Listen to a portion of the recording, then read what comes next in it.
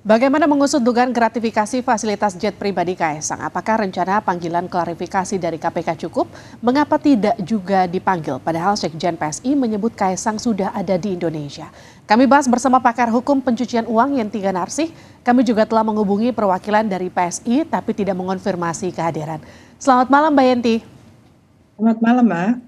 Mbak Yenti, kalau gini, ada dua persepsi di publik. Satu menyatakan Kaisang bukan penyelenggara negara sehingga tidak bisa kemudian diperiksa KPK atas dugaan gratifikasi. Satu lagi menyatakan seperti Zainur Rohman yang menyatakan gratifikasi tidak harus dikenakan kepada penyelenggara negara, tapi juga bisa kepada keluarga penyelenggara negara dan kasus ini sudah biasa ditangani di MA gitu. Jadi Mbak Yenti, bagaimana kalau Anda mendudukan dua pandangan ini? Begini, kalau kita bicara gratifikasi, lihat undang-undangnya memang gratifikasi itu, hadiah itu diberikan kepada penyelenggara negara dan pejabat publik. Itu memang aturannya begitu ya. Tapi kan ini kan hukum pidana itu kan melihat fakta yang ada ya. Fakta yang ada itu ada pemberian yang mencurigakan lah ya, yang aneh ya, yang sangat besar. Nah, ini harusnya diselidiki. Pemberian itu yang memberikan fasilitas itu kan dari luar negeri, memberikan kepada Kaisang. Harus didalami, kan tidak mungkin tiba-tiba ada pemberian, itu tidak mungkin, harus didalami. Untuk apa? Maksud apa yang memberikan itu kepada Kaisang? Kalau yang namanya gratifikasi itu kan ya itu tadi, saya yang tadi disampaikan Mas Zainur mungkin gini ya, ada putusan itu kalau lewat menggunakan undang-undang gratifikasi memang pelakunya hanya pejabat negara atau pejabat publik. Pejabat negara diperluas sampai mana, pejabat publik juga tidak hanya ASN dan sebagainya sesuai undang-undangnya. Tapi ini adalah yang diberikan ini ada nggak didalami, ada tidak hubungannya, dia punya hubungan dengan penyelenggara negara apa tidak, orang-orang terdekatnya. Karena ini kan modus ya. Kita harus melihat jangan-jangan ini modus. Kemungkinan ini modus sebetulnya akan memberikan kepada penyelenggara negara itu untuk mengharapkan dapat sesuatu atau sudah dapat sesuatu sebagai ucapan terima kasih. Ini justru yang harus didalami karena yang menerima sekarang ini, yang menerima hadiah ini baru masih hadiah ya kan? Hadiah dalam hal biasa aja, hadiah. Kalau dalam kalau dalam Undang-Undang Tindak Pidana Korupsi, hadiah ini adalah namanya gratifikasi. Kemudian diperkuat, gratifikasi itu adalah suap. Itu sama dengan suap, itu walaupun pasalnya berbeda. Jadi ini tidak bisa dianggap hadiah biasa karena yang diberikan ini orang yang tidak biasa juga, yang mempunyai hubungan dekat dengan penyelenggara negara, apakah itu kakak iparnya ataukah ayahnya gitu ya. Nah, itu yang harus didalami.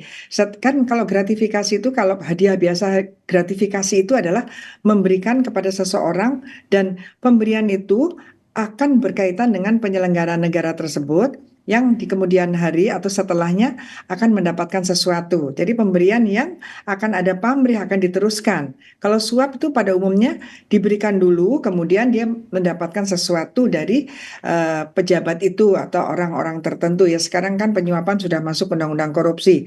Berarti dari orang-orang yang bisa memberikan memberikan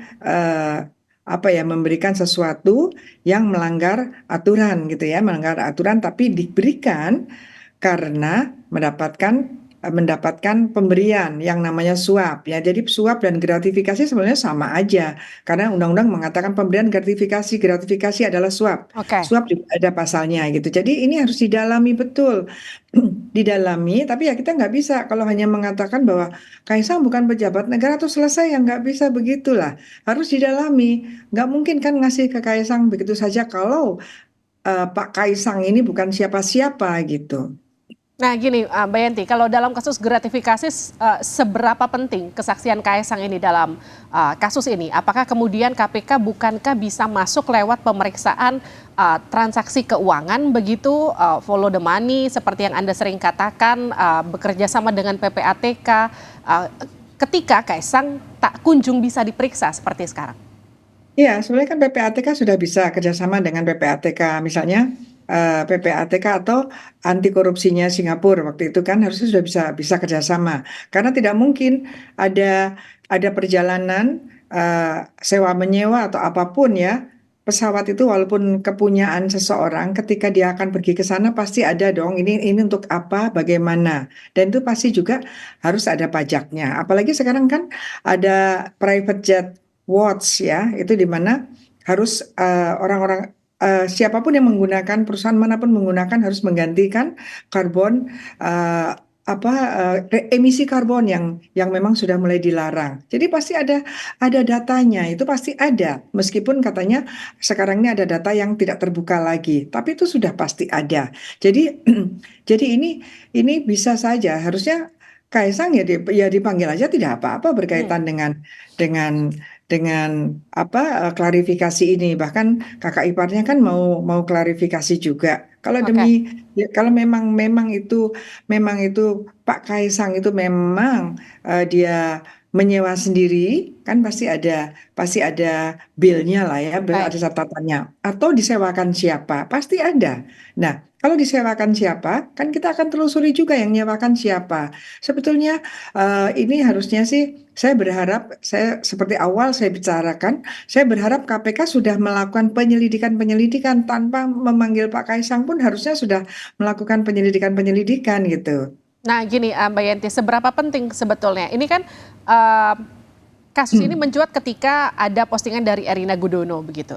Seberapa penting KPK menelusuri, menindaklanjuti temuan-temuan ini kemudian sampai akhirnya harus memeriksa Kaisang? Ya penting sekali, banyak sekali kan, banyak sekali kejahatan-kejahatan atau uang hasil kejahatan yang kemudian terungkap dari posting-postingan itu kan kita sudah biasa. Ya ini kan kita tidak menuduh, tapi kita kan ada hal-hal yang patut patut dicurigai ya, patut menduga gitu ya. Eh, kalaupun kalaupun dimintain keterangan boleh dong, misalnya bukan dia yang bayar siapa? Karena kita PPATK harusnya bisa melacak karena kan itu dari Indonesia ke Amerika gitu ya. Dari Indonesia ke Amerika. Jadi ada transaksinya itu berkaitan dengan orang yang akan berangkat orangnya dari Indonesia. Itu harusnya sudah bisa terlacak gitu ya. Nah, dalam pelacakan inilah KPK ini menurut saya bukan pencegahan yang dikatakan oleh KPK ini awal dari penindakan sebetulnya yaitu diawali dengan yang namanya penyelidikan. Nah, ini nanti kalau bisa menaik kepada penyidikan bahwa oh iya, ini pemberian ini bukan pemberian biasa, ternyata di belakangnya pemberian ini adalah orang yang memberikan ini berharap mendapatkan sesuatu atau orang yang diberikan ini pernah dulu mendapatkan sesuatu dan ini ucapan terima kasihnya. Nah, nanti kepada siapa bisa jadi memang kepada yang memberikan keluarganya yang penyelenggara negara tapi memang melalui Kaisang dan itu nanti didalami lagi apakah pemberian ini adalah sudah ada juga pembicaraannya dengan penyelenggara negara itu sendiri yang notabene adalah keluarga terdekatnya yang memang begitu hukum pidana apalagi tindak pidana korupsi itu keluarga sekitarnya maka TPPU Oke. itu ketika ada TPPU pasif nomor satu yang dilihat itu adalah istrinya suaminya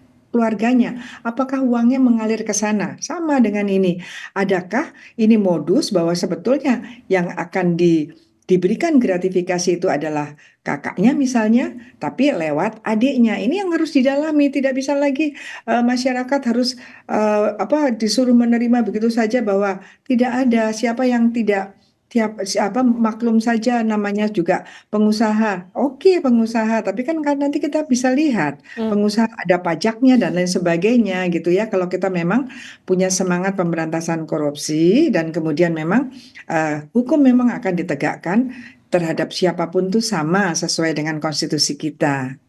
Nah, Mbak Yenti, sekarang kan faktanya Kaisang masih sulit untuk diperiksa karena beberapa pihak mengklaim tidak tahu di mana keberadaan dari Kaisang. Bagaimana kemudian KPK menindaklanjuti ini? Ya, nggak mungkin lah di era seperti ini kok tidak diketahui keberadaannya, padahal itu juga bukan Baik, bukan nothing ya, itu orang penting lah di Indonesia oke. gitu ya, yang Jadi menjawab artinya aja. sebetulnya kalau mau gampang ya Mbak Yenti ya? Iya, dan itu Siap. jawaban yang tidak diketahui keberadaannya itu kan aneh gitu ya. Itu Baik. jawaban yang sebaiknya tidak Oke. tidak seperti Terim- itu gitu. Terima kasih Mbak Yenti sudah bergabung bersama kami di Sapa Indonesia Malam. Sehat-sehat selalu. Terima kasih.